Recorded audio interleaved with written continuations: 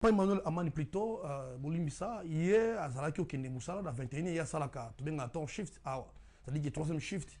Donc, à Zonga, on attend, dans 21e, à Kiti, comme d'habitude. Il avait sa voiture Nissan, donc, à côté de la pour démarrer, à mon mouvement suspect dans l'appartement.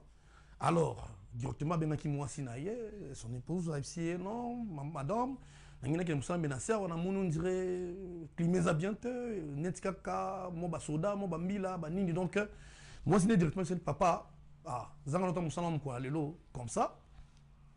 Et ça la raison on a parlé. Et après quelques minutes, moi ça benga na téléphone et le monsieur ne répondait plus et puis le téléphone m'a sonné. Donc c'était passé comme ça.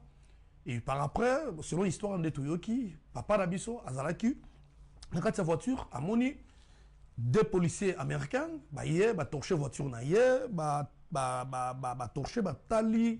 Parce qu'il partit dans un appartement, il y avait une personne où a qui, Mila, pour nous dire que les gens ont tiré, ma balle, on est tombé dans touché, Mila, bengi, rafort, et l'autre, na libanda, et par après, tant que bango azokita directement ba komona papa na biso Emmanuel mutu connaît déjà connu mutu à la police et puis azaki déjà na balle na mutu c'est comme ça qu'il est perdu qui papa Emmanuel ou azaki pasteur et je crois derrière lui il a laissé deux enfants et sa femme donc vraiment paix à son âme ici Kazali vraiment netolba toujours que toye baramko to botamaka mais toye baramko to kufarate yango papa na biso atiki biso on a rappelé nous vraiment.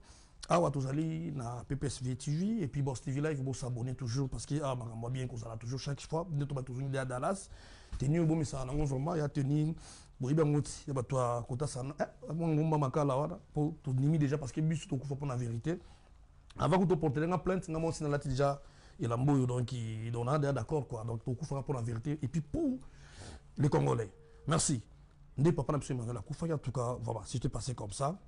Surtout ça, là, moi, point mouquet, ils auraient que peut-être confusion, il paraît-il, selon le militaire, en fait, la police, que Ndeko, il y a un système qui a voilà,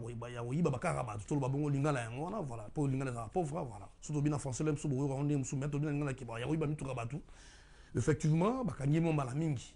Alors, tabakarimo malamingi wana, et à ça, qui moukolona, mila télé, mais c'est pas maté, parce que mila tcheka qui y est, na ID amoni plaque ou azotambola na mutuka ezo correspondre na kombo ya mutuka wana ti ça dit qu'il y a plus exemple moni awa za soso mutuka bandegola na Congo na ibite kuna peza apeka bongo ça dit soso mutuka awa mutuka za pena identité complète lokola mutu ça dit que tant ba otekelo mutuka za na kombo na yo eza na plaque da yo makamutu za yo alors so ba moni que plaque oyo tambola na mutuka oyo eza ya Range Rover et comme il a fini dit ce qui veut dire que moi ma fille ça alors faut balander là. Alors, directement, ndeko, tango, amoni bambila, alinga banamba, on dit bambila, batira ici. Ce qui veut dire que, il y a toujours se poser la question, pourquoi ndeko nabiso akimaki mbango, c'est que ayeba kilikambo. Parce que tant qu'on est soumis la télévision, tout ça qui, la télévision sous mbalébélé, beaucoup, parce que, ce qui mbila mono kumbi malamu, pour mbila pesa raliboma, la télévision mutu, pambati. So ba mono kumbi malamu, mbila côté les misayo pour que, aye ba kumbi bo pona nini oleki stop sign pona nini o pc d'explication parfois on peut se warning verbal comme peut écrit comme positif OK na cour voilà les gars nengoana et puis bon ça na testant tout à Congo je crois après savoir que visa na ambassade moi mi dingi monto kota ka boye ba la ça ce qui mbila témission en Amérique maboko na vola ozelia comme pembe na yo par après ou akoloba o sala nyoso ya koloba alors so ya mona na mouvement suspect peut-être zo fungola coffre à car au seul mouvement où c'est précisé directement babitaka voilà n'engimbo itambolaka ni tuzoyo qui parti la police américaine bazaloka ba policier na biso par exemple bango ils sont formés pour tirer selon les gens de bazolo bazolo parce que américains ont tenté bon on discuté yemba la moko pas match sili bosilani alors to se poser la question ndako ou ko benga abenga biso numéro zali wana na 217 370 87 82 sur la moi idée topé to bungi moi muke après cette formation ou benga peut participer ba pe bazar bazolo na biso parce que na biki boza ebele boza na Illinois boza na Michigan bozana partout bozana la Californie, Atlanta, bisous dans Texas, Awa. Donc tout le monde a zolanda na banda autopsie bambote bobenga pour que tout temps ça sango parce que isa effet moko ya mawa na kati ya mabota na miso. Alors, tu me poses la question, ne connais pourquoi Akimaki so sala ki l'autre côté pour la nini Akimaki. Alors, il y a aussi des gens aussi balobi qui avocat il y a Ndekona Bisona Patrick Lioya alobi ye pas dans la vidéo na ye au moment opportun qu'on a qui ça que oh ba mila ba lobby eza vérité ba mila ba kosi ya lobby ya qu'on a qui ça. Alors une question aussi Izali, pourquoi papa ya mwana kene ko senga tala nzoto ya mwana na ye ya mwana lelo to komi awa. Donc vraiment c'est une bénédiction pour moi. Donc to uti me sika vraiment. Donc là aussi au moi 29 ans. Mais on est encore là, on est des jeunes de 29 ans. Donc dans le parcours, bien qu'il y avait les hauts et les bas, mais Dieu nous a bénis. Les autres, comme on a un mot, si on a un peu plus, la minute, on a un peu non, on a eu des années. Donc c'est une bénédiction.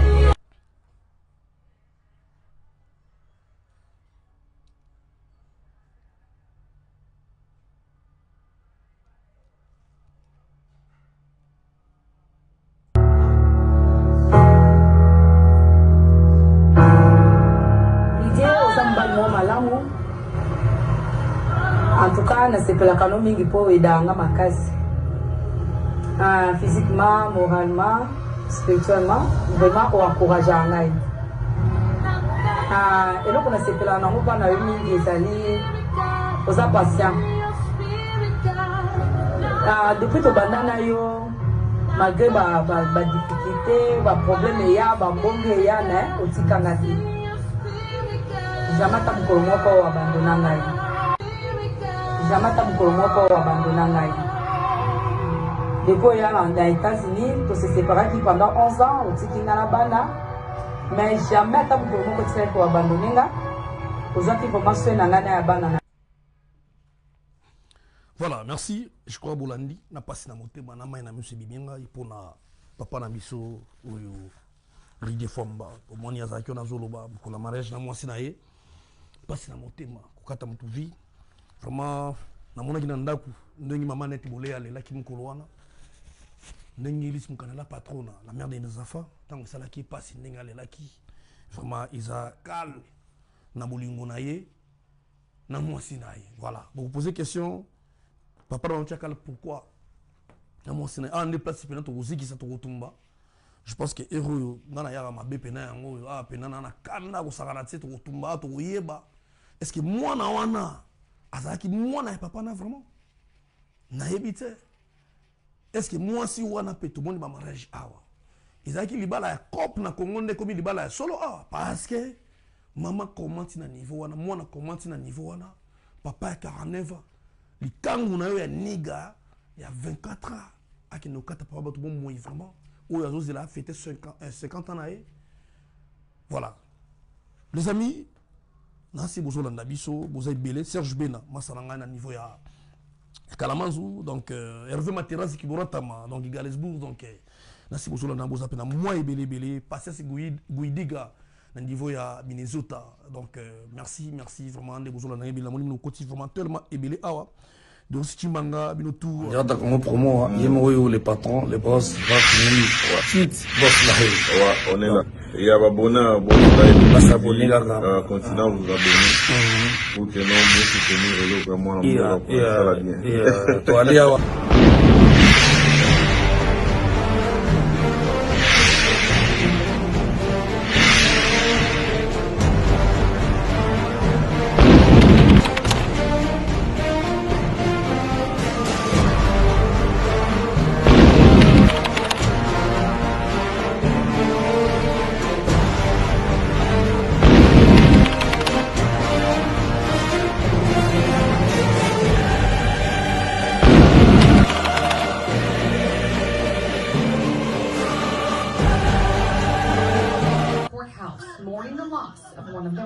we're here today because we lost our brother, right? Our brother who was a good man. He's been here for over 20 years.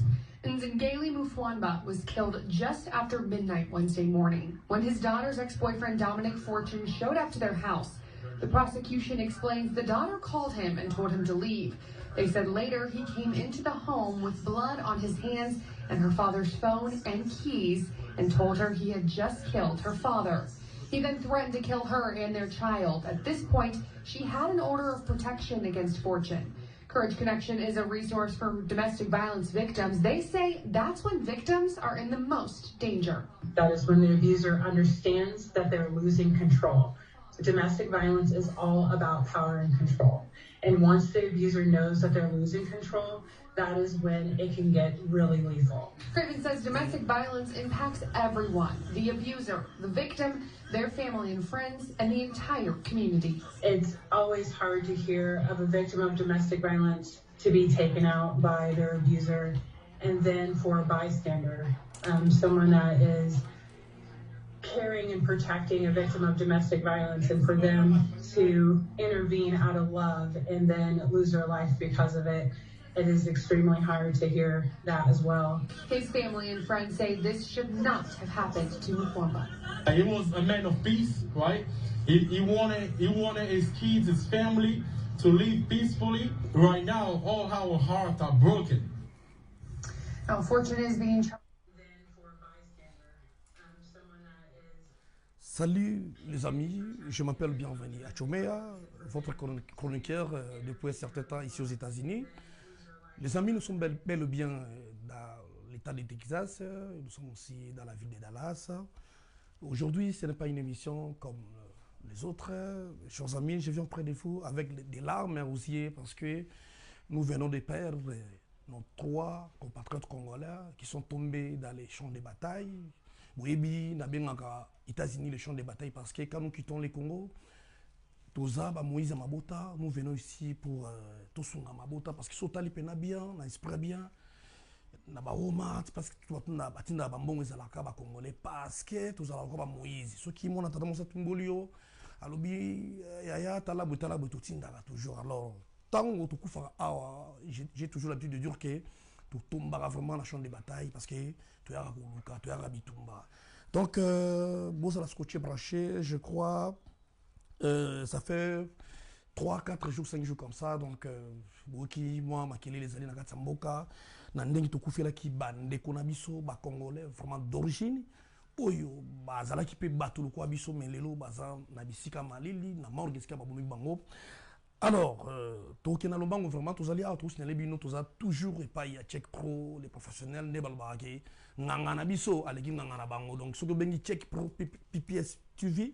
Donc, ce qui est dans le qui est dans la machine, donc, dans le Dallas, ndé makambu, Dallas, ndé bilengi, donc, tous allez avoir, mais tous allez avoir un thème, parce que, tous allez 3 Congolais, nous avons signalé bino bakombo na bango, tous allez papa Emmanuel Amani, qui Amérique, en 2014, qui est na moisina, puis à pasteur, il lui écoutez la qui est na mboka Denver, qu'on a été à Colorado, toali na na leki na biso comme na ye Patrick Lioya ye pesa congolais lokola biso Lioya écouta qui est na Grand Rapide na précisément na Michigan boyebi na zala na Kalamazoo donc 45 minutes ils ont vu le donc très bien puis je connais aussi d'autres congolais ba fanda na tilelo na pisa ba mbote ska bozali toali na papa na biso o epene so la pasi papa Ridier Mfwamba o ya kufi na Champagne na état ya Illinois vraiment na lombango vraiment to kokende to meka ko expliquer bino Naboki bino parce que tu as un téléphone, de part et d'autre, donc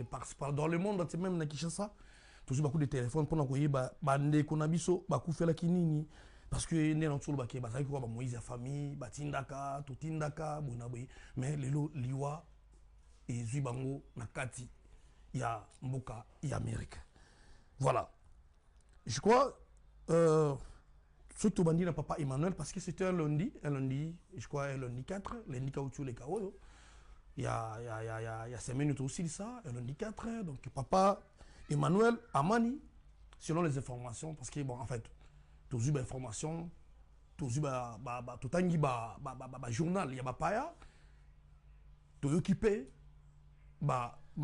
télévision na bango ndenge ba pesi ba communiquer, ndenge ba informer biso par rapport il y a ba kama zole bandeko. Alors, papa Emmanuel Famba Et papa Emmanuel Amani plutôt, Bolimbisa, hier, à Zalaki au Kende Moussala, dans 21e, il y a Salaka, tu as un shift, c'est-à-dire qu'il y a troisième shift. Donc, à Zunga, on attend, dans 21e, à Kiti, comme d'habitude. Il avait sa voiture Nissan, donc, à côté de pour démarrer, à mon mouvement suspect dans l'appartement. Alors, directement, son épouse a dit non, madame, on dirait climat bien, netkaka, moba soda, moba mila, banini. Donc, moi, c'est directement c'est papa, comme ça. Et ça, la raison, on a parlé. Et après quelques minutes, moi, ça baigne dans le téléphone. Et le monsieur ne répondait plus. Et puis, le téléphone m'a sonné. Donc, c'était passé comme ça.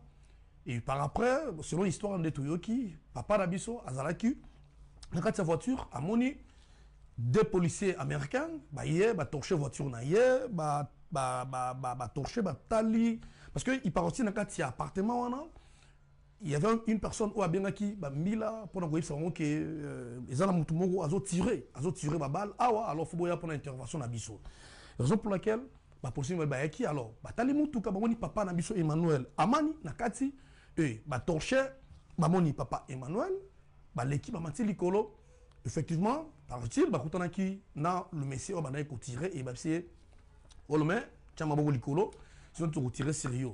Entre-temps, le même militaire, en fait, le même mila, ne te bien touché mila, bengi rafort et l'autre na libanda et par après, tant que bango kita directement, papa Nabiso Emmanuel, mutu connaît déjà connu mutu à la police.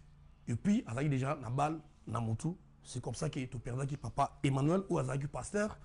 Et je crois derrière lui, il a laissé 2 enfants et sa femme. Donc, vraiment, paix à son âme. Ici, Kazali, vraiment, Netolba, toujours qui. Toye Baramko, Tobotamaka, mais Toye Baramko, Tokufarati. Yango Papa Nabiso, Atiki Biso. On a rappelé vraiment.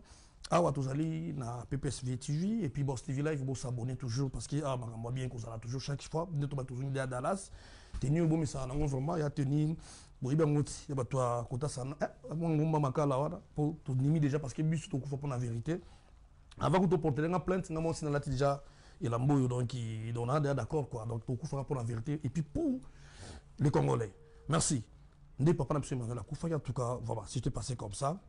Surtout ça, là, moi, point mouké, ils auraient que peut-être confusion, il y a Bilongi, et nous t'habitons pas Emmanuel Massassi. Ils ont été sur Bambila, topé assassin. Il a été abattu par qui? Donc là, c'est une question où tous les là, information et puis tout le monde, PPSV, suivi, Awa, parce qu'il y a très fort dans l'émission, et puis Boss TV Live. Donc, pour que tout annoncer, Binoto, ça Binoni, nous tout voilà, merci. Naïbi qui réalisateur dans un magazine dans le bac ngana biso makasa leki ngana bino donc blague écoutez donc tout que na deuxième personne ou Patrick biso ça dit leki na biso Patrick Lioya hier azoki likame zoki na mboka Grand Rapide boyebi Grand Rapide ngamo na on peut très bien parce que na pesi bande kwa Kalamazo mbote boyebi pasteur Joshua na pesi mbote je pense que tout ça na bino wana Grand Rapide il y a 45 minutes entre Kalamazo et Grand Rapide vu on a bien très bien et ndekwana Zaiko Kumba Mutuka, un temps, il a pélicelier. Quand des ans, il a pélicelier, il a Malamoko, Mupandi, et puis voilà. Aux élites, il a torché, et puis il y a tout nu à Rio Caire, à quel si Haïdé, bon, bah, quelque chose à Kabambila. Voilà. Ndeko.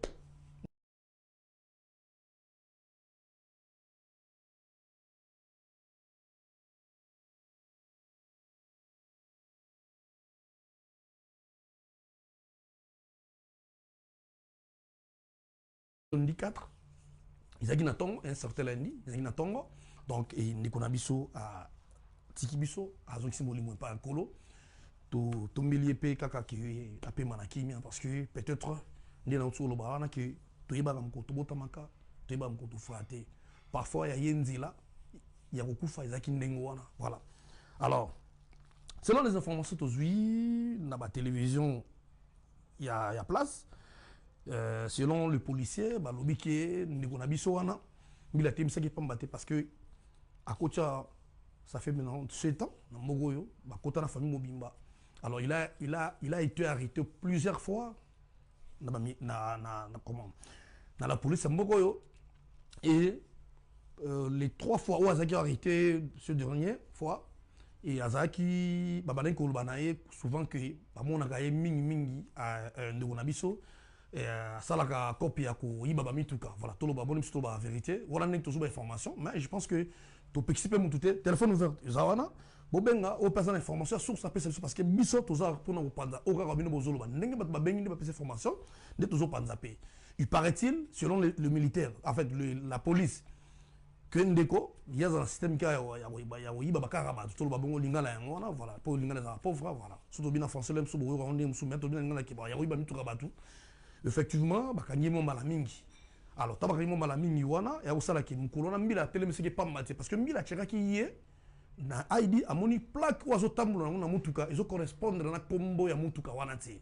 C'est-à-dire qu'il y a plus d'exemples. Moni awa ya soso mutuka bande gola na Congo na ebité kuna peza pega bongo c'est-à-dire soso mutuka awa mutuka ezapena na identité complète lokola mutu. C'est-à-dire que tant ba otekelo mutuka eza na kombo na yo eza na plaque da yo makamutu eza yo alors so ba moni que plaque oyo tambola mutuka oyo eza ya Range Rover et comme il est fini dit ce qui veut dire que moi ma fille salami alors faut balandi là alors directement ndeko tango amoni bambila alinga banamba ngondi bambila batira sérieux ce qui veut dire que y a toujours se poser la question pourquoi ndeko na biso akima kimbango c'est que ayeba kilikambo parce que tango ne sombi la télévision biso tozaki la télévision somba lebele na mboko parce que ce qui mbila moni kumbi malamu to mbila pesa ka liboma de télévision mutu pambati so ba moni kumbi malamu te mbila ko télévision yo pour que ayeba kumbi bo pona nini oleki stop sign pona nini o pc d'explication parfois on peut se warning verbal comme peut écrit comme positif OK na cour voilà les gars ningwana et puis bon ça na temps pour à Congo je crois après savoir que visa na ambassade moi mi dingi moto kota ka boye ba la ça so ki mbila témission en Amérique maboko na vola ozilia comme pembe na yo par après ou akoloba o sala nyoso ya koloba alors so ya mona na mouvement suspect peut-être zo fungola coffre à car au seul mouvement où c'est précisé directement babitaka voilà ndenge mboko itambolaka ni toujours qui parti la police américaine bazalo quoi ba policier na biso par exemple bango ils sont formés pour tirer selon les gens de bazolo ba mboko parce que américains ont tenté bo bana distate yemba la mboko pas match sili busilani alors to se poser la question nandako ou akobenga abenga biso numéro ezali wana na 217 370 87 82 so kaza na moi idée topé to bungi moi muke après cette information obenga peut participer ba bazala zola na biso parce que na yebiki boza ebele boza na Illinois boza na Michigan boza na partout boza na Californie Atlanta biso boza na Texas awa donc tout le monde azola na banda to pesi bambote bobenga pour que tout temps ça sango parce que isa effet moko ya mawa na kati ya mabota na biso alors tu me poser la question ne connais pourquoi akimaki so sala ki l'autre côté pour la nini akimaki alors il y a aussi des gens aussi balobi qui avocat il y a ndeko na biso na Patrick Lioya alobi ye pas dans la vidéo na ye au moment opportun qu'on a qui ça que o ba mila balobi eza vérité ba mila ba kosi il y a lobby ya qu'on a qui ça alors une question aussi Isali pourquoi papa ya mwana kene ko sengata la nzoto ya mwana na ye et la police américaine ba boy ko la kisaye ebembi ya mwana na ye ils en peluche en tout cas dans mon course tous les cas je crois version na mbangbangu ya ngwana ndenge ndeko na so Patrick Lioya akutana kina likama ya liwa à l'âge de 26 ans il était encore trop jeune vraiment azaki na ba ambitieux belé vraiment nzambe ayamba na mboka na ye na kimia nyoso parce que azaki moko lokola biso ils ont dit là mutu nyoso je crois ne balwa le siècle à 100 ans mais ndeko asali je crois un tiers à pamba ou bon o etikali wana vraiment merci donc comme na troisième point ba ndeko batali bozolo na biso belé na zomona spaka mo des gens en ligne na moni dia fiso dikasa na Fani Masavo donc papa na biso Ridier Fwamba azalaki moko ba congolais lokola biso âgé de 49 ans, en Amérique depuis plus de 10 ans, à côté qui ensemble, dans les botanaïs, moissinaïs, nabananaïs, peut-être madame Soubaboti a tout évité. Alors, vous en avez vu la Champagne, Namboka Michel Makungu, Namboka Bébé Zorino, bon, Champagne, non, Indien, les hommes aussi, parce que tout le monde pense qu'ils sont très bien, ils ont 4 Saïta, Illinois. Papa dit des fois, il y a côté de liwa, mais il y a ça la passe, vraiment, dans l'Inaki Nanou, Nasolora, na réalisateur na ngai Check Pro aza siba machine apesa biso mwa image ya mariage totala pour mona ke ndeko azaki marié puis azaki kolinga mwasi na ye tokozonga tobetela bino en tout cas bao baza na cœur sensible vraiment bozala pena makasi bozala makasi parce que les choses tokota siko awa bato bakolela parce que liwa toboyi te nakobela na nga malaria na kufi nakobela na nga estomac na kufi nakobela na nga maladi ndenge na kufi mais oya koboma na marteau vraiment on va condamner toujours condamner avec toute force et puis toujours c'est la justice et ça là pour na papa na biso Didier Fwamba Check Pro si tous d'accord ensemble sur autant les longs na ngai na ebi nganga na biso legi nganga na bango c'est absolument image en mariage ngai jamata mukolo moko abandona ngai depuis aux États-Unis to se séparaki pendant 11 ans otiki nga na bana mais jamais ata mukolo moko tsela ko abandona nga ozaki formation na nga na ya bana na yo en tout cas na yo ko région do na mboka oyo ko abandona ngai te parce que sur la tani parcours de Outinaye, Nati à moi et le to komi awa. Donc vraiment, c'est une bénédiction pour moi. Donc to Outine sika vraiment. Donc là où on est moi, 29 ans. Mais on est encore là, on est les jeunes de 29 ans. Donc dans le parcours voilà. Bien qu'il y avait les hauts les bas, mais et Dieu nous a bénis. Et les autres comme on a un mot c'est la bonne balade plus. La minute c'est la bonne balade non. Donc c'est une bénédiction.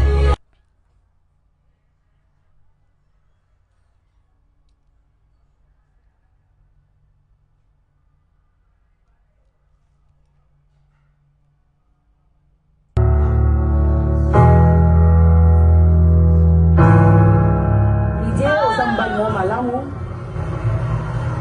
en tout cas na sepelaka no mingi po edanga makasi. Physiquement, moralement, spirituellement, vraiment on encourage à ngai. Et donc on a ces plans, on a pas eu des années, aux patients. Depuis tout bandana yo, malgré ba difficulté, ba problème ya, ba mbonge ya na, otikangati. Jamais ta mukolo moko abandona ngai. Jamais ta mukolo moko abandona ngai. Depuis aux États-Unis, to se séparaki pendant 11 ans, otiki nga na bana, mais jamais ata mukolo moko tsela ko abandonner nga, ozaki formation na nga na ya bana. Voilà, merci. Je crois Bolandi na passé na motema na mai na miso biminga ipona papa na biso oyo Didier Fwamba. Au moins ya zaki na zoloba pour la mariage na mwasi na ye. Passé na motema kokata mutu vie. Vraiment na mona kina ndaku ndenge mama neti bolé ale la ki mukolo wana. Ndenge ilis mukana la patrona la mère de nos enfants tant ça la qui passe ndenge ale la ki. Vraiment isa eloko moko ya pasi. Eloko mo ya pasi. Voilà. Tolingi to expliquer bino liwa ekoma ki epa ya papa Didier ndenge nini papa Didier arandaki l'âme. Je crois que c'était un mardi. Il a été le dimanche passé à l'église à Yembi Abini avec tous ses amis à Komina Palin normal quand on est à la et le mardi a téléphoné avec son pasteur pour lui dire que azomona neti dikambo zolanda azomona nzoto neza bien azo sentir mo ba kilo moko boye.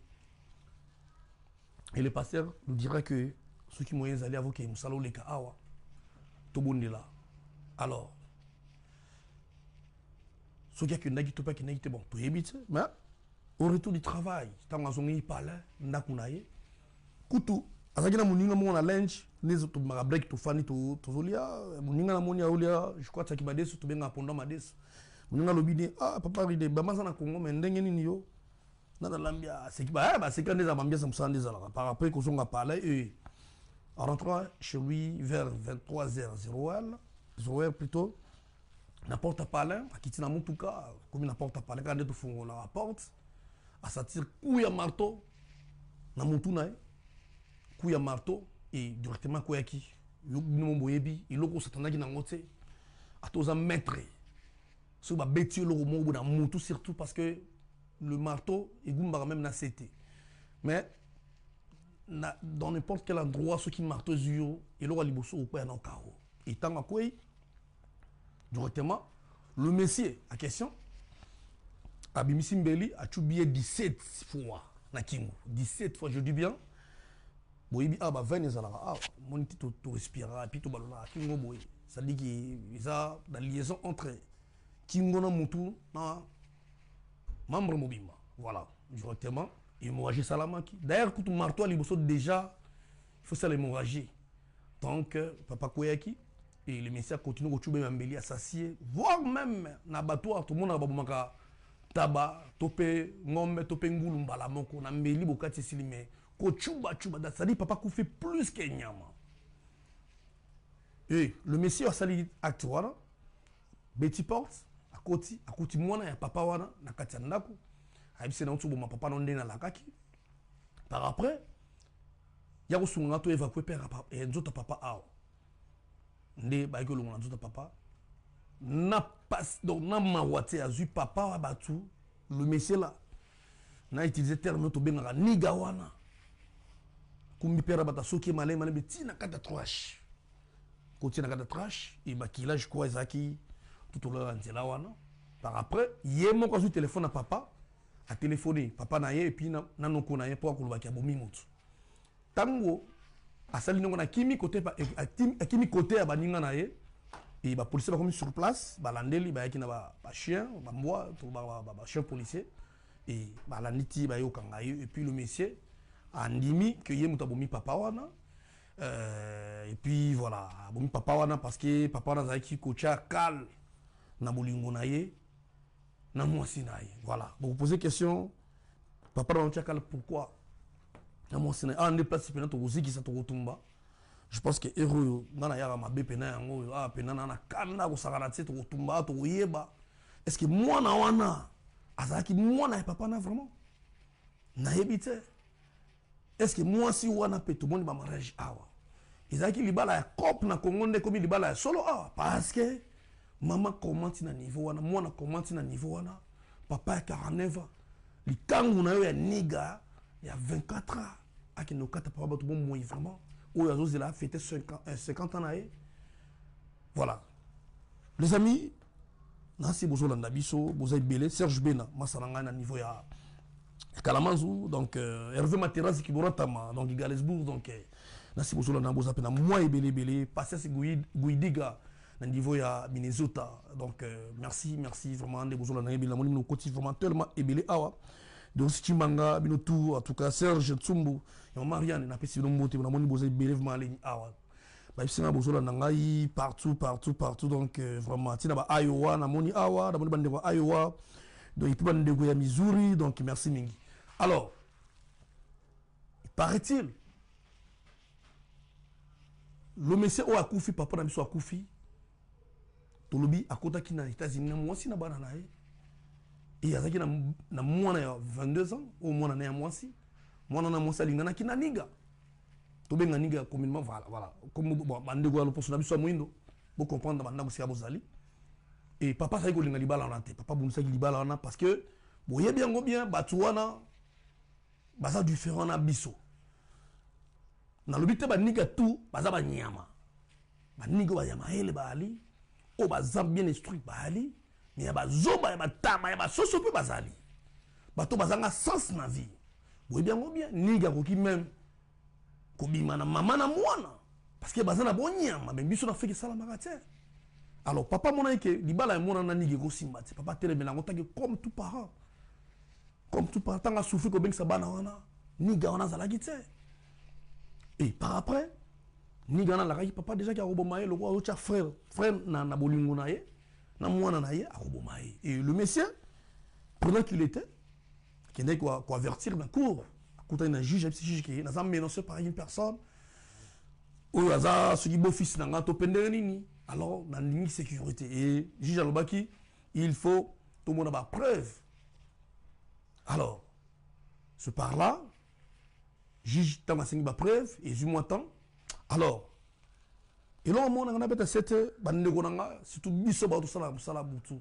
nanenga angeli bon toba ki mukulu kufu ko yebati un morceau petit boulot ko ti pena na pala un eza na appartement eza na house avo kitaraka ya fano na karata mo une minute tala no climat on ne sait jamais mtongo bima na sima neti papa na biso soki asala ki attention bon tokolo ba ki nzambe ezaki mukulu na ye mais au moins toyebi ba sasu to za nango un nde to za toyebi ba Jean otambula soki muningo moyena ninga sima batami nga kwanza yo directement total la so moni sensu sali ou soit ba to benga ngo sixième esprit sixième sens sali et peut barrer soki papa ezaki mukulu na yete na yebiti peut-être nga mona ilili même apamba et puis ça l'effort à barrer marteau wana le messier a yebi ki wana papa bokilo atali kamango zala je ne pense pas que chez nous en Afrique ça se passe comme ça soko lingi mwana batu baboyi na mwana na bango yo kine ko boma papa ya batu okata yevi papa zaki Moïse na kata libota.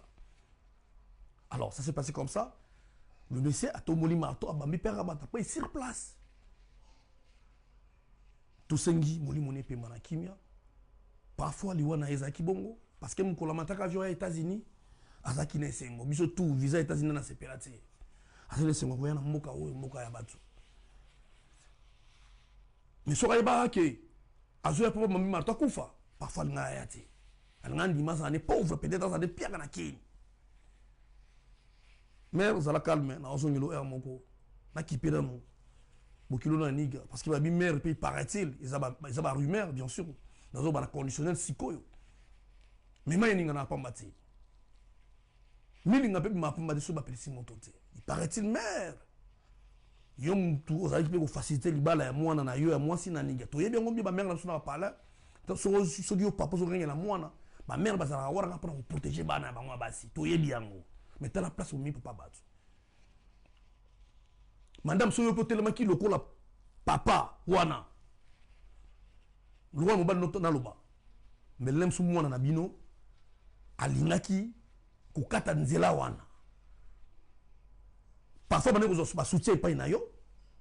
Papa tikali ye moko. To yo ki peli sou si parti bona ko yo garantie. Yo mama. Mambo kilo niga bona ko yo garantie na papa. Pour preuve que na Congo kusoma ndaku kusoma pale utiki moto na sima OK Congo kusoma ndaku mais je pense que ndako on a nso ofana su yo mongo te ofana su yo mongo voilà tout le babongo parce que so yo peut noter na mwana ndingi tozo yoka parce que nous maye ninga na pamba te soki baboki litidité mais toujours ba information que ezaki bon wana toujours bango na conditionnel toujours affirmé te. Je pense que maman aux appels à base yo peut faire le na cour yo na mwana wana ya mwasi parce que mutu akei. Merci na bande kwa Chapelle sans koyo mawatro.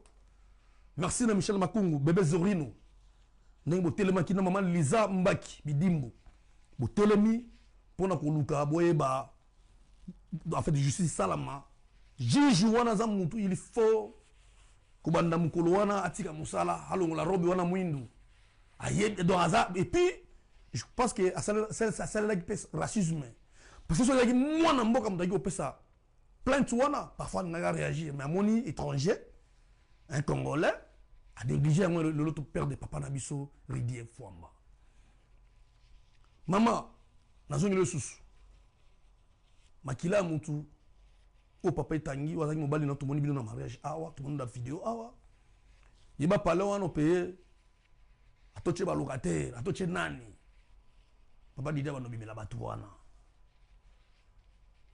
nazolo ba ona kanda parce que moni ngai na kata daya mabina kena même au-delà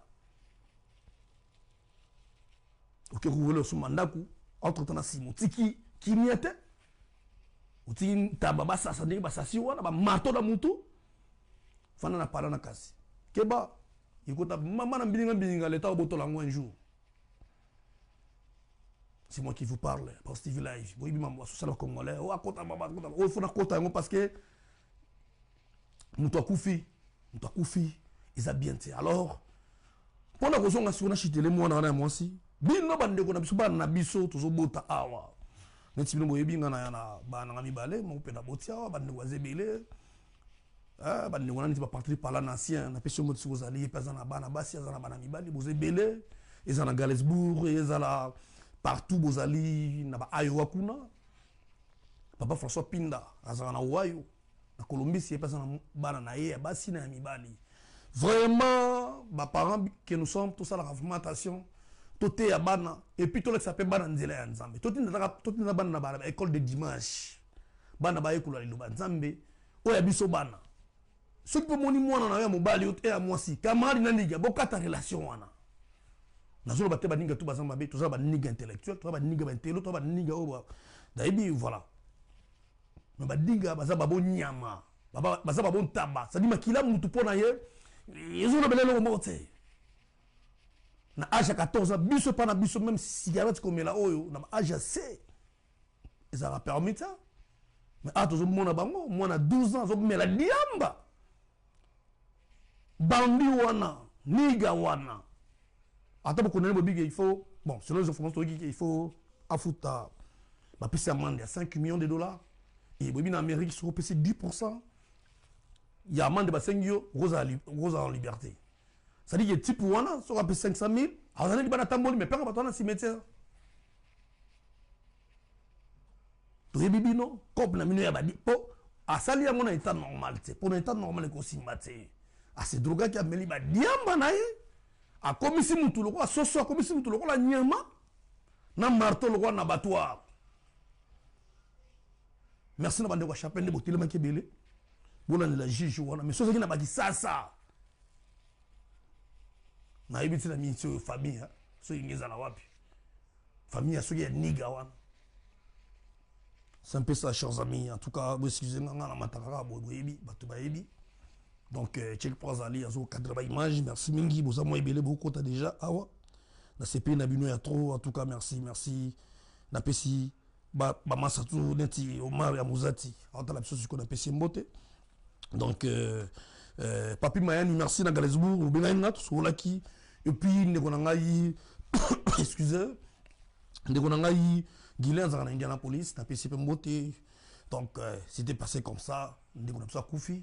Et ba maman to ke bana na biso ya basi neti ngai ta ke papa ta ke na makasi boy moi na nga mobali parce que boyebi tout ça na bana wa moi na nga mobali relation na niga ta mukolo monte au moins la niga ya 50%, ça dit que un africain ayewa ata mona muke akoli voilà na kondi malibala parce que ba africain biso makila mutu il est karaté ou soit azala mona moko botami awa nena kolinga balana ngai soki mwana na ngai ayelinga niga na ndaku dona bani doka ma bagage na zonga na Congo pour Congo yobo ya ngati za mboka na ngai na bino bano ya basi yo tukuta na bino kisasa neti mwana na botami na kisasa il paraît-il kuta tikalaka vena biso ide fomba personnel abundi asali ba overtime pour ka ba biye ma mobile pa bingisa mwana mais lelo mwana même la papa liwa ce qui vient ridier ayba ke mwana na mtozo na liwa na un jour alinga bingisa mwana wana te.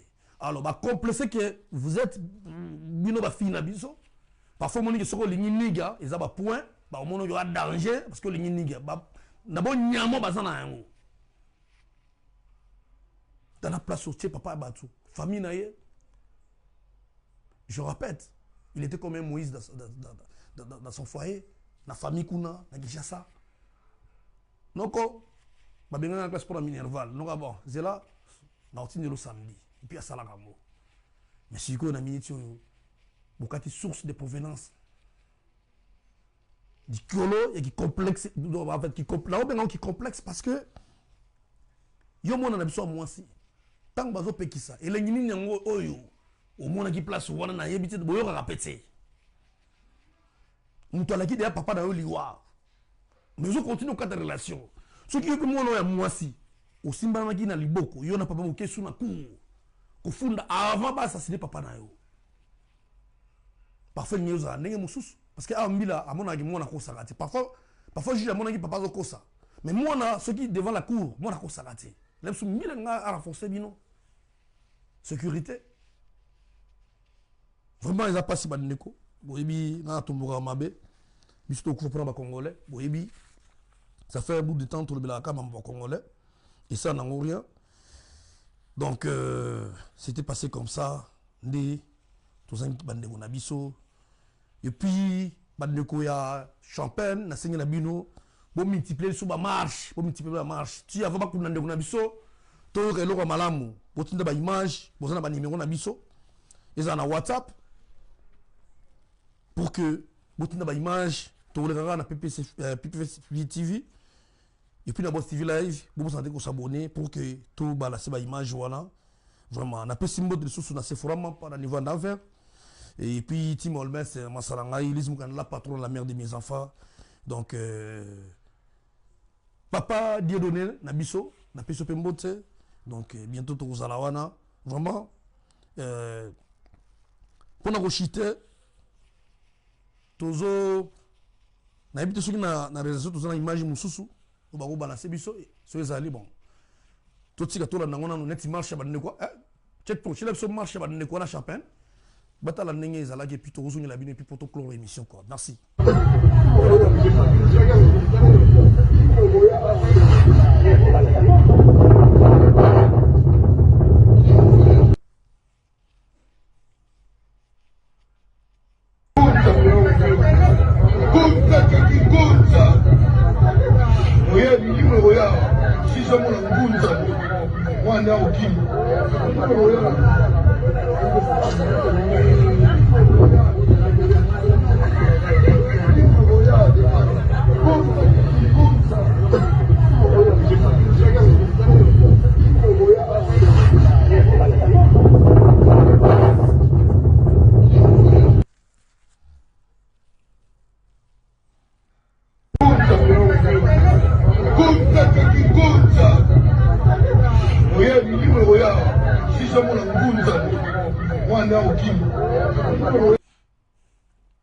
vraiment un coup de chapeau na bino bande kuna biso ya Champagne tout la bino ndemo zaki belé solo bina anglais ndeko na biso mosimo bina anglais en tout cas vraiment na sepeli makasi ba congolais ska tozali to sima tozala toujours mobilisé et puis conseil na ba jeune le jeune congolais au côté de âge à 20 ans 16 ans 15 ans 25 ans pour passer en avenir biso ba oyo to côté la ba trentaine parfois to ega kotika bino mais to tire na buzobate musu na Congo on se souffrir peut-être en disant bah ça les grâce dans la grâce c'est vraiment au côté 2 minutes aux mois d'échec aux pantalon qui tisse awa aux vraiment cher niga à l'action moi derrière anglais comme prêtre mani comme la badiamba parce que le roi diamba on a permis et comment on a même petit dans misala ba langue on ba diamba to boité diamba ils ont ma bête mais au moins ils a diamba ya conscience mais diamba buzo batte